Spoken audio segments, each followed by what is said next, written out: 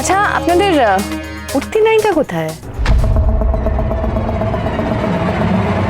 তিন নায়িকা, সে আবার কি? হ্যাঁ, তুই আমার মেয়েকে মাঙ্গা নেওয়ার চেষ্টা করেছিল। একই হোটেলেই তো আছে। মানে জানি না অবশ্য কালকে থেকে কোথায় যাবে, ওর তো যাওয়ার কোনো জায়গা নেই। আর ওর ওই ডান্স টিচার ট্রেনার, ও কি এখানেই আছে? দেখো, এত সুন্দর একটা অনুষ্ঠানে এসেছে, ও কেন সমস্ত কথা তুলছে বলো তো? লেটস এনজয় করো, এসো এসো। শিওর।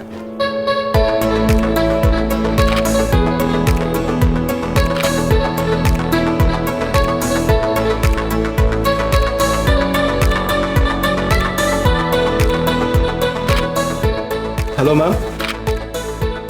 Hello sir, welcome. আরে এসো এসো, আমি তো ভাবলাম তুমি আসবেই না। আপনাকে নিশ্চয়ই ওকে জোর করে নিয়ে আসতে হয়েছে। হ্যাঁ, তা যা বলেছেন, আসতে চাইছিল না। আমার মনে হলো ওর আজকে এখানে আসাটা খুব জরুরি। অনেক লোকজনের সাথে পরিচয় হবে। It's very important for her. হ্যাঁ একদমই, আমারও তাই মনে হয়। ওর সবার সাথে আলাপ পরিচয় করা উচিত।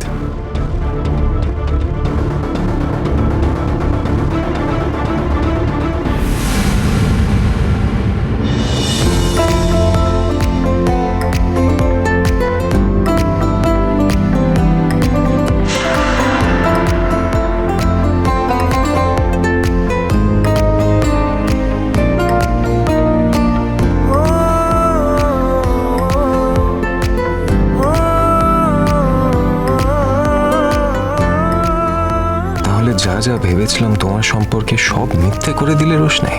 তোমার যে অনুভূতির কথা আমি জানতাম তা আমাকে ঘিরে, যে তুমি আমাকে ছেড়ে কোনোদিন যাবে না শুধু তোমার সঙ্গে আমার বিয়ে হয়েছে বলে। আমি আর গরিমাকে বিয়েটা করতে পারলাম না। যা হয়েছিল সেটা তুমি আমি কেউই মেনে নিতে পারিনি। দুজনের অমতে একটা বিয়ে, তবুও তো আমি এখনো, আর তুমি আমার চোখের সামনে। একবারও ভাবলে না এত বদলে ফেলতে পারলে নিজেকে শুধু ক্যারিয়ারের জন্য? আমি কি চেষ্টা করিনি তোমার জন্য? চেষ্টা করিনি বলো? বা একটা কথা আমি স্পষ্টভাবে তোমাকে বলে দিই, আমাদের বাড়িতে এসে ওই বস্তির ছেলেরা যেইভাবে চমকে গেছে, আমার দুই মেয়েকে নিয়ে আমি ইনসিকিউর হয়ে গেছি, ভয় লাগছে আমার। তাই আমি তোমাকে পরিষ্কারভাবে বলে দিচ্ছি, যে ফ্ল্যাটটা আমি নিয়েছি সেখানে আমি তনুশ্রী আর আমার দুই মেয়েকে নিয়ে শিফট করে যেতে চাই। কি বলছিস বাবলু? ছেলেটাকে তোর এত ভয় কিসের? তোর কাজে কর্মে ওই ছেলেটার এ বাড়িতে অনেকবার এসেছে। ছেলেটাকে তো কখনো অসভ্য বেয়াদব বলে মনে হয়নি।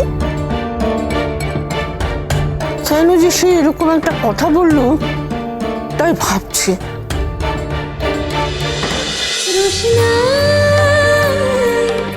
রোশনাই সোম থেকে রবি প্রতিদিন রাত 10টায় স্টার জলসায় ও জিও হটস্টারে।